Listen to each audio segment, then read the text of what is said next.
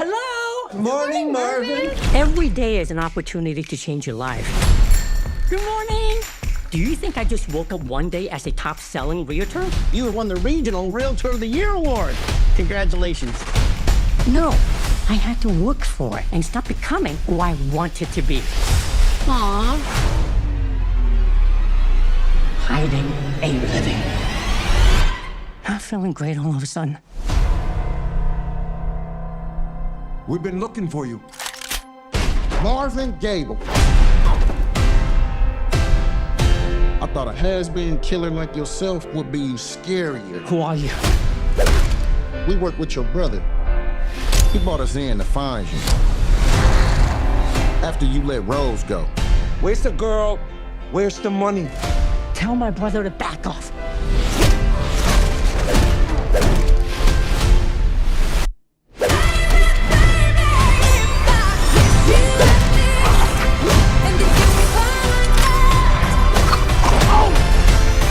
This little 4-foot nothing-ass spider monkey ninja got hopped.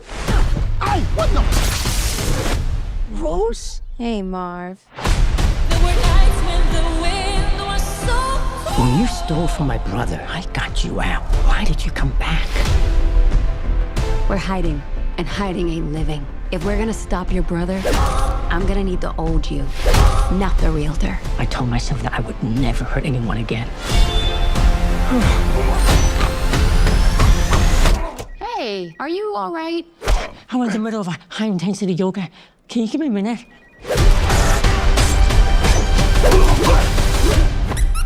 I'm so sorry. My brother said he wanted out, but he double-crossed me. Find him. Now! Swiss cheese they shit. Don't worry, I've got guys who can patch all this up like new.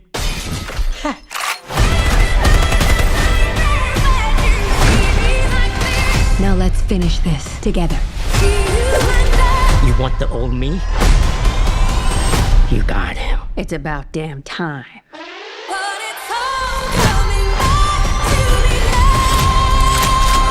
Sorry, brother. Love hurts.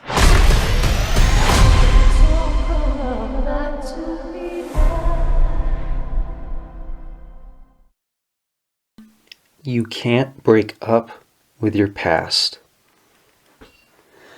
This was sharp, stylish, sentimental, but far too slight for its own good. I had been rooting for this film since the first trailer dropped months ago. I will support any movie that either stars Ke Huy Quan or is produced by 87 North Productions. Simple as that. Quan truly deserves every opportunity that's coming his way, especially after blowing us all away with his role in the brilliant Everything, Everywhere, All at Once a few years ago. Similarly, David Leitch's production studio has been dropping action bangers back-to-back for the last few years at least. Films like Day Shift, Violent Night, and Nobody are just a few that come to mind. This pairing seemed like a match made in cinematic heaven given Quan's extensive background as a stunt coordinator and his ability to elicit plenty of laughs as well. The trailer looked dope as hell, and so did the action, so when the awful reviews started trickling out, I was genuinely shocked by the overtly negative response. I couldn't believe how poor the reviews were, and on top of that, I had to wait until this hit DVD just to see for myself. First things first. This movie is not nearly as awful as the critics would have you believe. Is it great? No. It just could have been a lot better. Quan is a delight as usual, and he carries the whole film with ease. His screen presence is still just as infectious, and his fight scenes are genuinely great.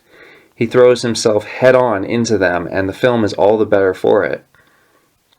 There's roughly 4 notable action sequences in the movie, and they all deliver, in my opinion. Where this movie really drops the ball is with the script and the story. It's a very lazy and listless experience, unfortunately. Events occur, but they can't help but feel inconsequential because of the lack of investment in the plot and its characters. Quan mostly comes out of this unscathed because he's just that damn good, but the rest of the cast aren't so lucky. Ariana DeBose is a good actress, but she is practically useless here. She sadly has zero chemistry with Quan, despite them being friends in real life, and their romance is virtually non-existent. That's kind of problematic given how that's the very selling point of the movie. On top of that, she barely does anything of significance, and she's not very likable or sympathetic either as a character. Unfortunately, the same can be said about Daniel Wu as the one-note villain. Knuckles. Yes, that's his nickname, but that's also his character's name. Not memorable in the slightest. My only takeaways were that he shares the same name as a certain Red Sonic character, and that he seems to have a weird fixation with metal straws and boba drinks. He's not threatening, he's not intimidating, and you'll forget about him the minute the movie ends. The film clocks in at a breezy 83 minutes, and it's never boring, so it does have those aspects working in its favor, at least. Its occasional humor also works fairly well, mostly thanks to Quan's comedic timing. This isn't a terrible film. It's just a very disappointing one given the talent involved. The action is really good, and the comedy hits more than it misses, but an incredibly weak script and lazy narration and exposition really hold this back from being a much better movie. Quan admirably holds all of it together quite well, but that doesn't excuse its many shortcomings. The bottom line is that somebody of his caliber deserves a far better starring vehicle than this cliched crap. I enjoyed it for what it was, but it's definitely 87 North's weakest effort to date. I did appreciate the mini Goonies reunion, though.